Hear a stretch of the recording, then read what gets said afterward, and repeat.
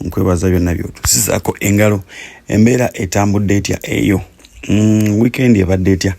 Weekend yange tebadde nnungi nnyo. Some bad drivers bantomedde around Jinja Kalooli eyo waggulu eyo, omusajja afuutuse eyo Wammanga Katooke nankuba bubi nnyo. So tukubiriza weekend newankubadde ebeera weekend, bwe motoka togyekakasa wa omuntu omulala akuvuge. Secondly, bw'obanga onywedde wa omuntu omulala sirwa akuvuge. Oba si kyekyo ogenda ku bbaala, funayo omuntu gw'olaba nti yetanywa mwenge asobole okubeera ng'akuvuga as long as amanye emmotoka. Yabadde hit and run olwamaze okutomera n'adduka n'awola being nti amakubo mangi nnyo agatoolako eyo agasalako eyo, omuntu akoona obeera stuck in somewhere oyimiridde okoze otya, ye n'asimbula n'adduka n'agenda nga tolina wamutracinga. But good enough, I am okay. Motoka ye yasinza okubeera mpozi nga ate eyisibwa bubi nnyo. Mu mbeera eyo nkubiriza poliisi okwongera mpozi ate okwasaganya bulungi nnyo emirimu. Motoka bw'ogiraba ku luguudo ng'eriko ekigoomi, sooka ogiyimirize obuuze owaayo oddawa kino okifuniddewa. Abasinga babaira bakoze emisango ne badduka. Oba ontegeera, abasinga babaira bakoze emisango ne badduka nga tebalina ngeri ki bagenda kubeera nga obuli awo bayimirizibwamu. Otegedde? So mu mbeera eyo lunaku lwa Monday tubakulisa mwe n'ava ku mirimu gyammwe namwe abagenda bagenzi ku mirimu gyammwe mwera kubeera mpozi nga ate mutambula bulungi nnyo nga mukakalabya emirimu gyammwe. Fenno weekend tugiyingidde ne tugifuluma mu ngeri ya biyongobero. Apart from the accident I got, ate mpozi omukyala yakola ku Radio Uganda emyaka mingi nnyo nga tukyali bato, ate n'amala n'avaayo awumulidde mpozi ate ku CBS gy'abadde akolera omukyala Lafairina Nakabuubi, naye yavudde mulamu bw'ensi eno. Ebisinga bijja kubeera mpozi nga ate bitutegeezebwa famire ye, kuzika kwawa n'ebirala byonna nga mumanyi. Inna lillahi wa inna ilaihi rajiuna. Si yekka, ate mpozi abaasomerako ku St. Kizito, ababadde nnyo mu bukulembeze obwa Buganda, mukulu Tofiro Malo Okweza Kaggo, oyo naye yafudde. Yabadde waliri mpozi ate mu makage agali waliri mu Kafunda. Abamanyi bwayisa mu Kafunda omukulu ono wabadde abeera, yalina n'amaka amalala eno waggulu ku growers eno waggulu ddala. Yalinayo naye amaka amalala, ne kati amakaga amakulu gabadde waliri mu Kafunda wabadde abeera, era we yafiiridde. Tusaasidde nnyo famire z'abagenzi abo, Mukama Katonda abe mpozi nga ate abagumya yonna gye muli. Si ye yekka, waliwo mpozi ate n'omukyala ono munnakibiina kya NUP amanyiddwa nga Marinos Alexandros, ono nno nga naye yafudde. Abadde munnakibiina kya NUP. Ono nno yali yawambibwako mu mwaka gwa 2022 ng'ennaku z'omwezi 3, mwezi gwali gwa 3, n'asibibwa mu balakisi y'Embuya, era n'abeera ng'atulugunyizibwa nnyo okusingira ddala ba SMY, okusinziira ku bwe yannyonnyola ng'avuddeyo mu kkomera. Ono nno omusango gwali gumuvunaanibwa yalinga akuba nnyo music wa Bobi Wine ku bizindaalo ng'amuleekaanya, kusinziira ku Marios bw'atyo bwe yagamba ng'avudde mu kkomera. Era bw'atyo bwe yava mu kkomera yagezaako kwogera biki ebyamutuusibwako ng'ali munda eyo gye bamutokyalingira Embuya. Ennyumba ye mwe yali asula bajjanga ne bamulumbanga buli kiro, naye ebiseera ebisinga tebamusangangawo olw'ensonga yali yasuze wa mukwano gwe. Bw'atyo yasalawo okuddukira e Kenya, Nairobi. Neeno nno baamusangayo ne bamulumbayo. Bw'atyo n'asalawo okudduka agende mu nkambi ez'abanaffe aba United Nations High Commissioners for Refugees, mu kampu eyo gy'abadde mpozi abeera, oba oliawo ng'asobola okubeera ng'afuna security olw'ensonga nti eri refugee camp. Wano nno agamba nti bwe yakwatibwa yatuusibwako ogw'obuliisamaanyi, baamukaka akaboozi, era bw'atyo abadde mu kampu eyo nga bamujjanjaba endwadde ez'enjawulo omuli mpozi ate siriimu, muli endwadde ez'enjawulo omuli siriimu, HIV. Bino byonna mwaka oguwedde gwonna abadde mulwadde, era bw'atyo yagenda ku ddagala liribadde limusupportinga ebbanga lyonna paka okutuusa olunaku olwajjo lwe yavudde mu bulamu bw'ensi eno.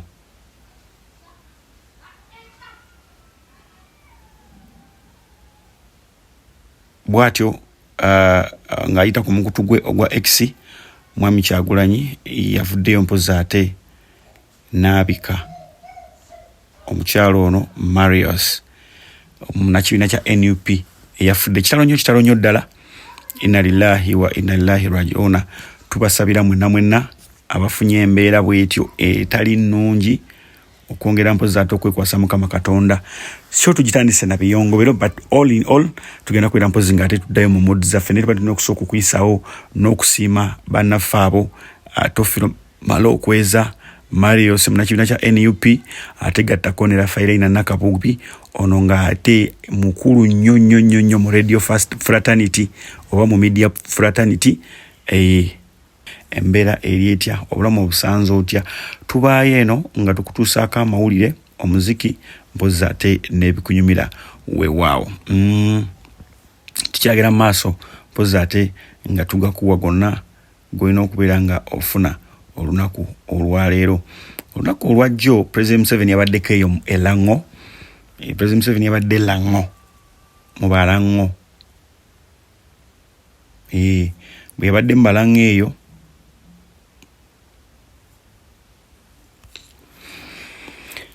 abalango beerwanyeeko ne bagamba nti akakiiko kewateekawo kabeere nga kakola ku compensation y'ente zaffe ezabbibwa n'ezaaliibwa mu biseera bye eby'olutalo na biki, kali ka nguzi. In fact bamugambye obuli bw'enguzi butandikira mu State House. Obuli bw'enguzi butandikira mu State House. Era bw'atyo omu ku baliida baabwe akubirizza oba asabye President Museveni n'amugamba omanyi ky'oba okutukolera akakiiko kayiwe ebintu by'okugamba nti okompensatinga kutuddiza nte na biki byonna bistopinge oddemu olonde akakiiko akalala. Omusajja ono nno abadde ayogera bino nga Balamu agezaako kumukomako ng'amugamba nti owaaye akadde kaweddeko oba ontegedde akaddeko kaweddeko. Ono ng'omusajja ayongera kuwalamula bigamba amugamba nedda ndeka njogera, let me talk. Bw'atyo nno n'amutegeeza n'amugamba nti bangi nnyo abali ku lukalala nga sina balango abalina okufuna ente ezo, nga n'abamu abalina okufuna ente ezo ate abamulango ku lukalala tebaliiko, nga n'abaliko abalala ate babaloketingako ente entono.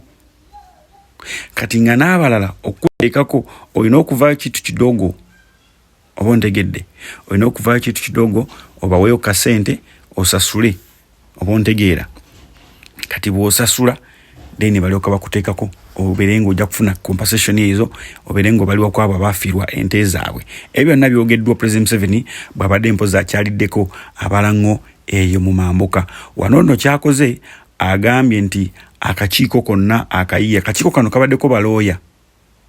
Kati mwe abali eyo abatamanyi kiri bwe kiti, bwe wabeerawo abokompensatinga, President Museveni ali ku ruutinga obukiiko obw'enjawulo nga kuliko ne balooya. Kubeerako abantu abamu bakola mu State House ne bateekako ne balooya oba ne company ez'enjawulo, kale ba advocates ab'enjawulo ne bajja ne babeera mu kintu ekyo. Naye bano bennyini ate be babeera abalyake oba ontegedde, be babeera abalyake bennyini be bacunya abantu, era ogenda okwekkaanya ennyo nga sente ezisinga ate zizemu mmwe. Bangi abasinga mugamba ne balooya bano. Omwana amala obwalooya mwaka gumu ebiri avuga motoka nnene, azimbye muyenga, alina amaka emunyonyo, alinawa, ne weebuuza sente bazijjawa. Byebyo akwata biddiiru ng'ebyo nga asooka ng'acunya bawadde okukompensatinga ng'akola embalirira. Katugeze mulimu ne bano bateekamu nga bagenda kubalirira bubalirizi nga bo omulimu gwabwe gwa evaluers. Kati ng'ajjanga agamba bakubbako ente 10 nti ye ente 10 lwatu zibalidde obukadde akakadde kamu bwe bukadde 10. Kati ng'ajjawa president ng'amugamba waliwo ono yafiirwa ente zibalirwamu obukadde 3 oba ontegeera. Kati nga naawe ajja gamba nti ku bukadde 10 bubadde olina okufuna tugenda kuwa obukadde 5 kitegeeza gwa kusaze by 50% ate ne yeyongeza by 100% oba 200% nabeera nga afuna obukadde 25 gwe nakuwa obukadde 5 ate already ngobeera wa signing adda bayina enkola ye ya soko signing empapula ne mu signing ekivaamu ente ne zitwalibwa. Kati nno balooya babadde ku nsonga eno President Museveni akakiiko akayiye n'agamba nti bo bennyini ba peasants abantu b'omulango beekolemu omulimu balonda akakiiko bamalolonda akakiiko ako bamutuukirire. Kino n'ebintu bino bwe binsoberera nabyenye abaana nga bavuma Bobi Wine togenda kujja Lango togenda kujja Mwacholi togenda kujja bwoti bwoterere.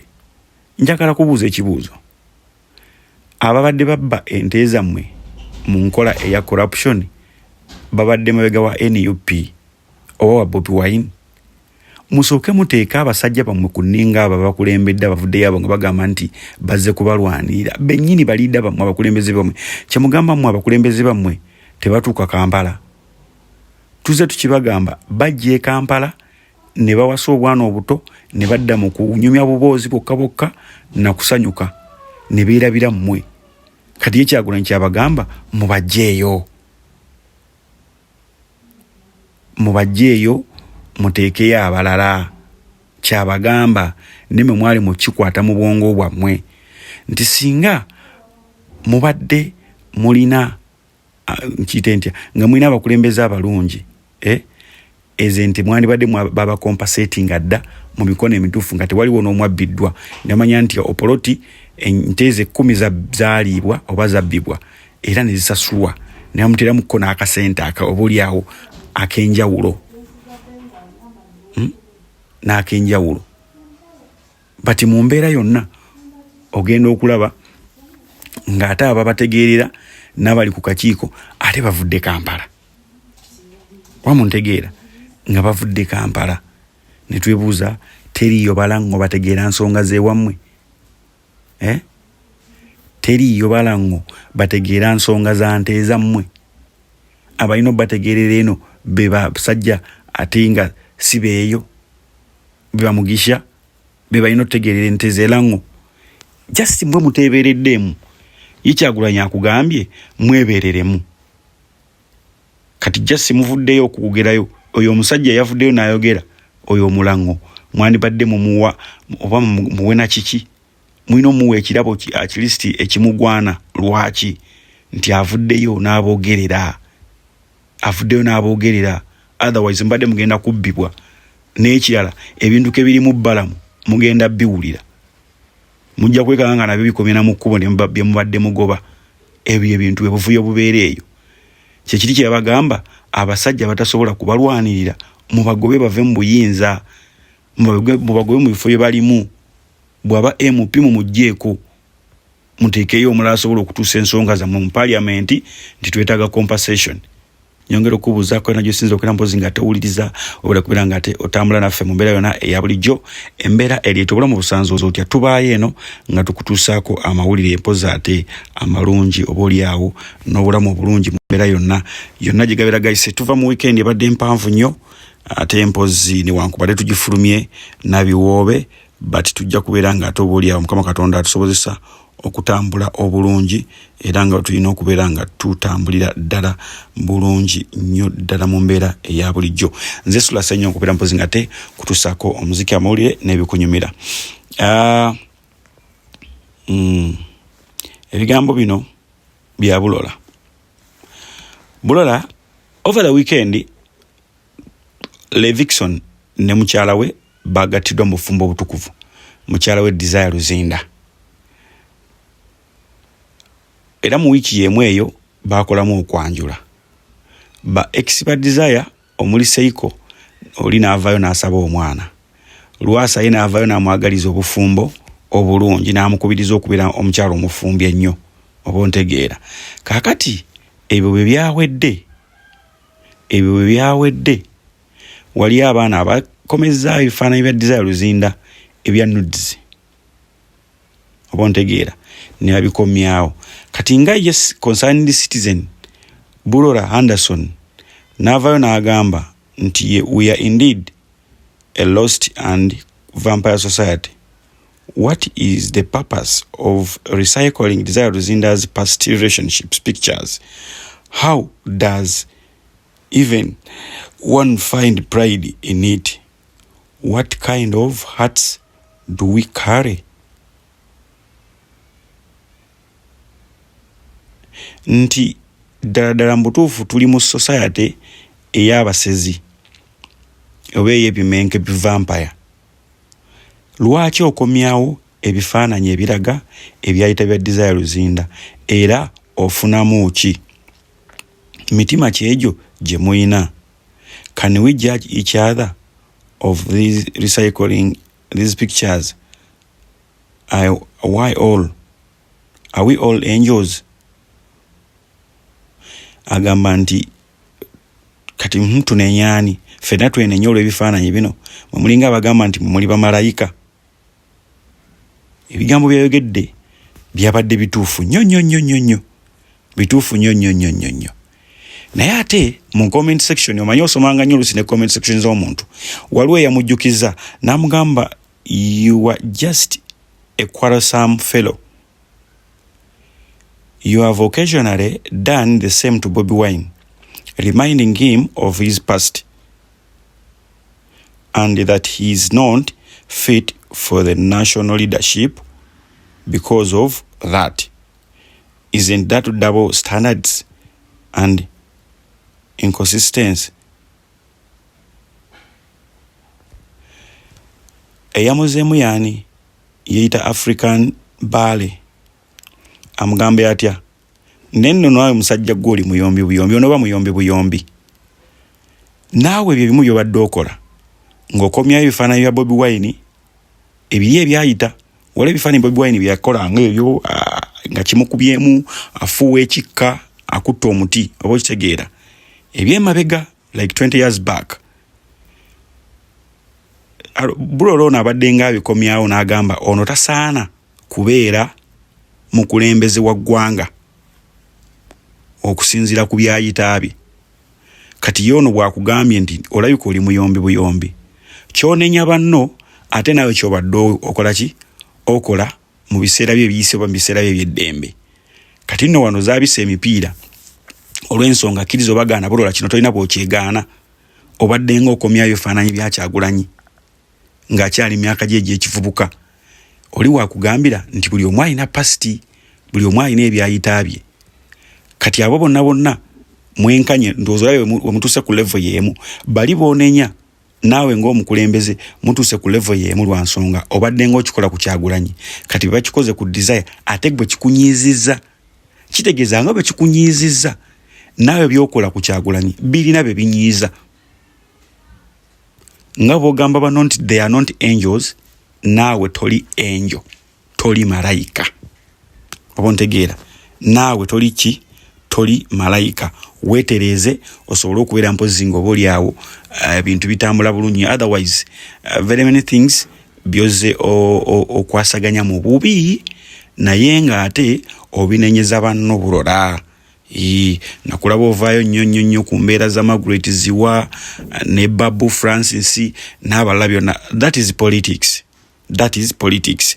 Kati bwe bosazeewo kikuba bwotyo n'abaana basazeewo batyo kikuba Desire kitegeeza ki nti bw'obanga tonnakola kintu kujjayo pasti ya muntu sooka weebuuze ngezaako kukola ki nze ntuukiridde nnyo kubanga with the time abantu bajja kujjayo ebyayita byo ng'oboolyawo naawe si birungi okusinziira ku nteekateeka za Mukama Katonda bwe yali akuteekateeka. Embeera eri etya? Obulamu busanze mutya? Omanyi ebintu bya Uganda buli omu abaako waafunira. Buli omu abaako waafunira.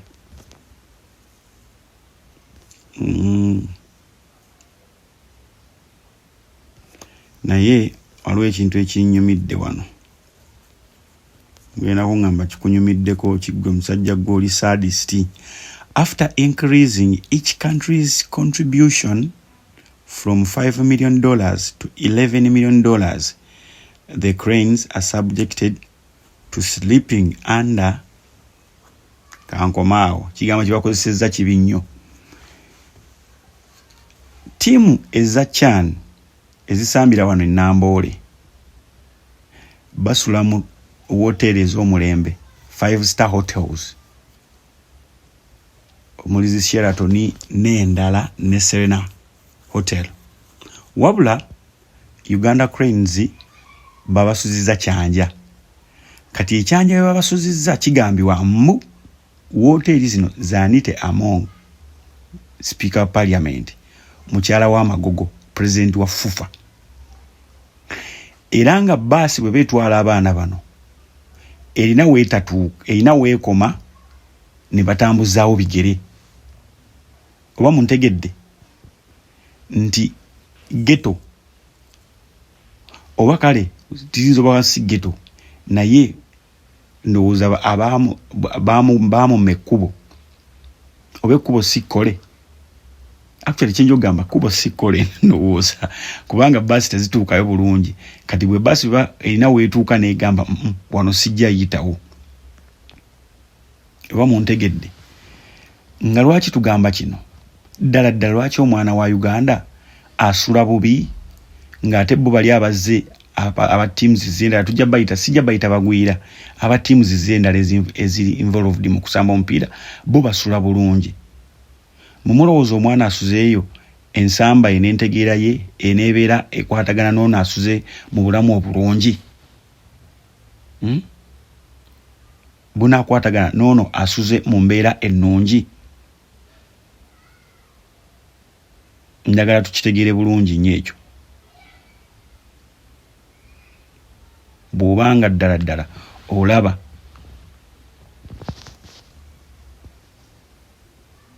abantu bakugamba nti hoteli zino za Mongo, kati bagamba nti bayagadde diiru ziyite waabwe ewa bbaawe yakisambye naga bano basula eno bbaawe yakimuzannyidde naye nga hoteli ye tetuuka ku standard ya Serena Hotel, tetuuka ku standard ya Sheraton Hotel oba ne hotels kale endala eziriwo ennungi.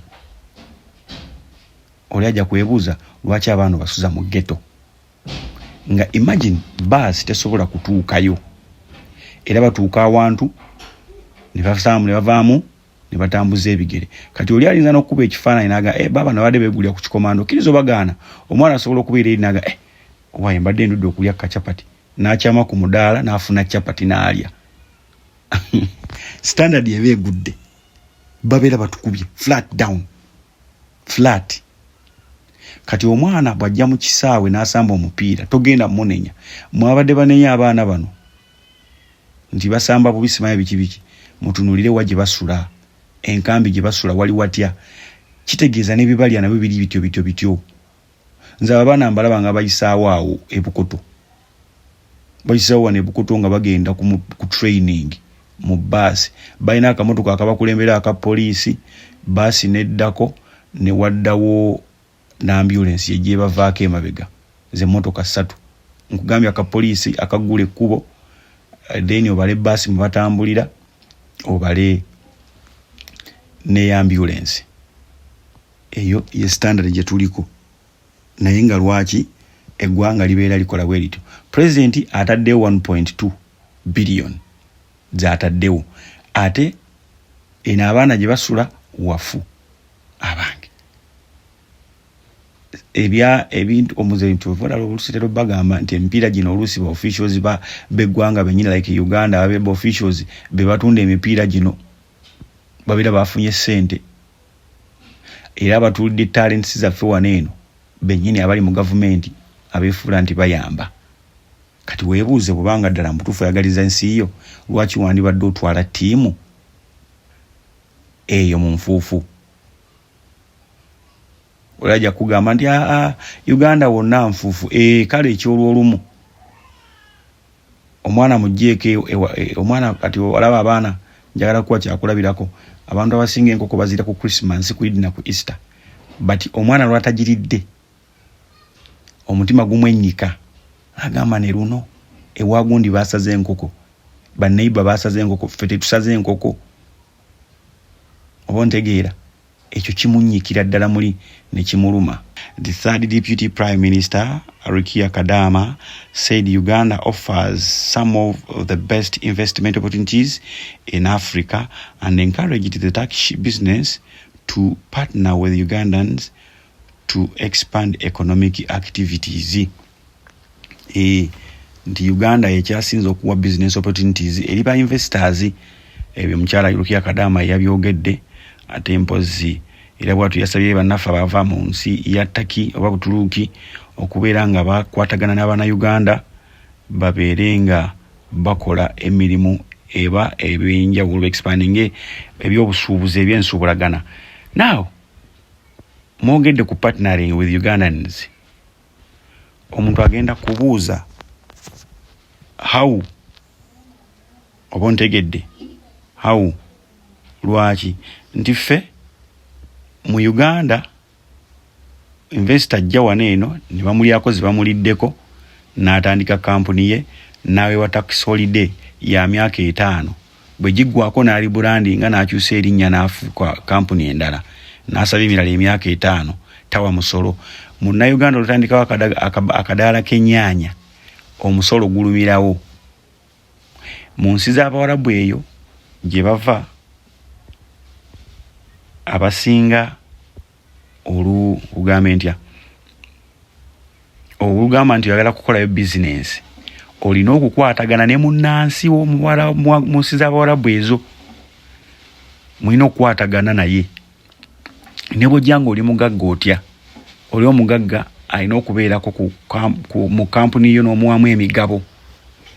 Singa ekyo ekintu kyali kikola wano eno naffe ku bagagga baffe, tulinayo abagagga baffe nti oyagala kukola ki, nti njagala kukola kino, nti kwatagana ne wava munno wuuyo muweemu shares ne munoonya ku bantu kale ne bwabanga si wava munno ne munoonya kale ku bagaggagagga abatonotono nga tebatuuka kusaya wava munno. Olwo Abannayuganda bajja genda bongera okubeera nga bafunamu mu kintu kino. Nomanya nti kampuni weeri awo y'abatakishi naye erimu omugagga owa wano. Kitegeeza ki nti byonna ebinaakolebwa tewagenda kubeerawo bikolebwa nga sente zonna zitwalibwa bweru. Kyekiri Idi Amin kye yakola abayindi nti baasuubulanga wano eno sente zonna ne bazitwala ewaabwe nga tebalina wadde n'olwataano olusigadde wano. Lwaki? Nti amakampuni gaabwe tegaalinangamu wa partnership na bannansi ba Uganda. Ne bw'oba olinamu omunnansi wa Uganda muno manya nti percentage eyiye esigala wano ne percentage y'abali Abawarabu n'ebeera nga yeeyongerayo eri. So mukyala Rukia Kadama policy erina kubeera nti buli investor yenna ayagala okukola wano alina okukwatagana n'omugagga like Kirumira oba munnansi yenna. Munnansi asobola okugenda ebweru ne yeereetera investor we n'amugamba tugende ewaffe kino na kino kifuna, n'amuleeta n'amuwa emigabo mu kampuni ye ne batandika okubeera nga bakola ki, nga bakola dhani okubeera nga oli ajja talina wantu wonna. First of all ne employment gye bawa abaana mfu tize temporary tebabatwala nga permanent workers, batwala nga casual laborers bamusasula lunaku. Talina working conditions mbi, talina contract, talina job security, bingi bimwetaaga okubeera nga mutereeza. Weruwedde olunaku olwaleero ng'abantu 100 be baakajjayo nomination forms okwesimbawo mpozi ate ku ntebe y'obwa president 2026 mu kulonda okujja. Entebe eno nga ya Rwedi, lwaki tebagikola nga ya yero? Entebe eno ndabona neegeza ntebe ya president eno ya Rwedi. TV ya Rwedi. Anyway, kino kitegeeza ki? Okusinziira kuba ngezigezi bagamba nti okuva lwe bajjawo ekkomo ku myaka edda omuluyi bwe yawezanga myaka 75 yali alina okukita era nga takkirizibwa kwesimbawo, era ng'omuntu akkirizibwa okwesimbawo kuba pulezidenti ng'awezezza emyaka 35 kati kiri open, kitandikira ku myaka 18 paka ku myaka 3 oba oli asobola okuwangala emyaka 3 oba emyaka 5 abakkirizibwa okwesimbawo kuba pulezidenti. Bw'owezeza emyaka 18 okkirizibwa okwesimbawo kuba pulezidenti. Kyovala kati tulina omwoyerero mungi nnyo. Ebibuuzo ne bibeera kale ne banaabeera basunsudde ne bagamba tujjeemu 50 tusigazaamu 5. Ka ballot paper kanaagendako emitwe 50 kagenda kubanga kakenkanawa obuwanvu. Ontegedde kagenda kubanga kenkanawa obunene n'obuwanvu. Wano nno akakodyo ka Mwai Museveni ak'okusembayo wansi kandi banga kamulidde nga kamulakidde abala amutaayiza wansi ne waggulu. Wansi ne waggulu ojja kwekanga wavuddeyo bazedriga nga bebasembye wansi nga talina waayira YZ. Bajja funayo wa Z. Omanyi abadde atambulira nnyo mu arrangements z'amannya ge nti amanya gakyusa leero bw'asoosa lino luli asembyayo lino ng'ekyo kiba mukasuka mu position ey'okubeera nga yasemba wansi ku ballot paper. Kati agenda akuba agamba nti agoba otuuka okulonda londa omusajja asemba wansi ow'enkofiira. Kyabadde nga atambuza kati bano bali mu 10. Electoral Commission mwetereze. Parliament electoral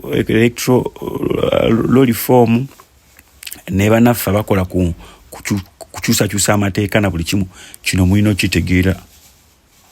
Mulina okubeerako n'ensaleesale obukwakulizo bweyongereyo mu maaso. Abantu tuleme kubeera nga ate tuyayaana tukola ebintu nga gadibe ngali abantu nga batusekerera. Kati mwe mulowooza abantu abali ebweru like Kenya, Tanzania bwe batutunuulirayo batubalowooza eggwanga Uganda bali abangaki? Mwe mulowooza bajja gamba nti President Museveni aleese nnyo emirembe akkiriza abantu okwesimbawo bangi oba nga mwe baleetera ne baddiikuula. Oli najja nagamba nga talina mpapula ze. Ali nagamba mwe empapula zaleese za mukyala we. Such drama. Nti edda luli baategeezanga nti omuntu alina okwesimbawo yalina qualifications bweziti ne bweziti. Era ekifo nga abantu bakitya. Tetugaana. Kyagulanyi bwe yajja n'azibula abantu amaaso. Naye yabagamba muddeeyo musome. Muddeeyo musome musobole okuqualifyinga okubeera ku bifo ebyo. Ebifo bino tebyatondebwa muntu obwati ne bwati no. Mwenna muli entitled okubeera nga mukola ki nga mutuula ku bifo ebyo. Ne kati abaagikwatako okugyawo age limit, okugyawo ebisanja n'okugyawo ebirala byonna musobose President Museveni okwesimbawo. Mwe mwavaako obuzibu era nga tonnanenya bano bazze kugyayo forms nga tonnabanenya. Sooka ojjukire olunaku lwe wateeka omukono oba ekibiina kyo oba omubaka wo lwe yateeka omukono ku kugyawo ekkomo ku myaka, ku kugyawo ekkomo ku bisanja. Oba ntegedde. Some few stories then before we wind up. Uganda imports twice more borders than cars. Nti eggwanga Uganda liyingiza nnyo boda okusinga emmotoka emirundi 2, bikubisaamu emirundi 2. Boda ezingira mu ggwanga Uganda zikubisaamu emirundi 2 emmotoka ezingira mu ggwanga lino. Kitegeeza ki? Nti akatale ka pikipiki kangi nnyo. Kati ate nno baageze ne baleeta zino ez'amasannyalaze. Mujja ziwulira. Ke baleese ez'amasannyalaze mugenda ziwulira yonna gye kiri.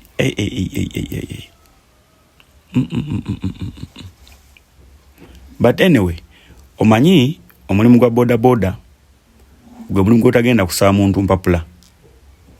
Gwe mulimu kati oguliwo ogw'omuntu oguli open nga teguliko nti mwana waani, teguliko oli wa tribe ki. Lwaki? Nti emirimu gyonna egiriwo girimu babaana baani. So kati ne kibeera nti bwe bibeera nga biri mwana waani, actually ebintu bya mwana waani bino bivudde ne mwana waani kati bifuse oli wa tribe ki. Ojja kwekanga nti abasinga okubeera nga baganyulwa mu bursaries eza Makerere University ate bye baana babagagga ate abaana abali batala nga bali mu buyinza nga bakwasaganya sente nyingi era be bana babagagga, you know. Kati debeera nga biriwe bitu kati omwana oba omuzadde ono omufuna mpola asawo n'agamba mwana wange amaze okusoma talina mulimu kamufunire boda either n'atunda ettaka n'agula boda ekyo kikyamu kuba ettaka lisinga boda value naye mwe abasinga mbadde temunnakiraba. Boda eno kati zituuse ne ku side okubeera ng'osobola ogifuna ku kibanja mpola. Ng'ogifuna ku kibanja mpola n'ogivuga. Research eraga nti kati ojja kwekanga population ebeera ya 100%. 40% abavuga boda basomeddeko nno ddala nga obuyigize bwabwe tebukka wansi wa senior 6. Senior 6 and degree holders be bali mu mulimu ogwo gw'okubeera nga bavuga boda. Tokiwakana be bali mu mulimu ogwo okubeera nga bavuga boda. Lwaki? Bamala okusoma emirimu ne gibula. Kati emirimu egiba gibuza abaakola ki? Ayiiya either n'atunda kyalina n'afuna boda oba si kyekyo n'agenda n'agivuga ku loan. Waliwo bano bendaba boda nyingi nnyo actually, companies nyingi nnyo ziranga you pay half though nti boda gy'ofunye ku loan eggwera mu sente nyingi. Nti mu reality bw'obanga boda emadde ogenda gifuna ku bukadde 5.5 bw'ogitwala ku loan eggwera mu million 9. Bwanga aguzeeyo ka 10 awo eggwera mu million 9. Ate abamu bamanyi n'okuzibasikako oluusi zimanyi obbalemerera agisasuddeko agituusiza wakati n'esooka n'erema balance akyamubuze ne bagikulula. Jukira ogivuga ebbanja naye ate gw'ogikanika gw'ogikola service oba ontegeera. So mu mbeera eyo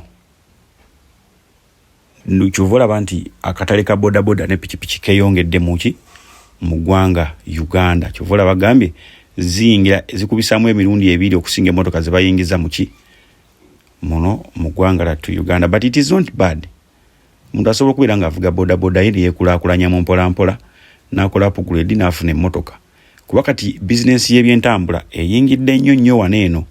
Tulina kampuni nyingi nnyo ezikwasaganya boda zi Uber, Farasi, Safe Boda n'ebirala. Kati ezo kampuni zidiiringa ne mu mmotoka. Nti bw'oba olina emmotoka yo ogenda n'applyinga. Bano si bebeera bannannyini mmotoka yo bannannyini piki yo. Pikipiki ebeera yiyo ne bwe bakuyambako kuzuulira bakasitoma. N'olema kubeera ng'okwamira ku stage awo ng'otudde ku stage olinda. Bano kye bakola kasitoma okuregisteringa nabo ng'ovuga boda. Oba wakadropinga ono ng'omulala akubira essimu njagala boda wano. Njagala wano. Kimeekinga omuntu okubeera busy obuteesiba ku stage. Abaana abagezigezi kati bafuna apps ez'enjawulo. Osanga oli ng'alina eya Safe Boda ng'alina n'eya Farasi. Lwaki? Nti buli app erina omuwendo gwa ssente omusava gw'erina okusinziira mu budde obw'enjawulo. Olajja kugamba nti Safe Boda ku budde bw'okumakya ssente zibeera waggulu. Ate Farasi ku time ya lunch ssente zibeera waggulu. Oba okitegeera zonna nga zikola. Sigala kubeera mpozi nga ate nsukwana eno mbaagaliza munjagaliza mbere bulungi mweraba.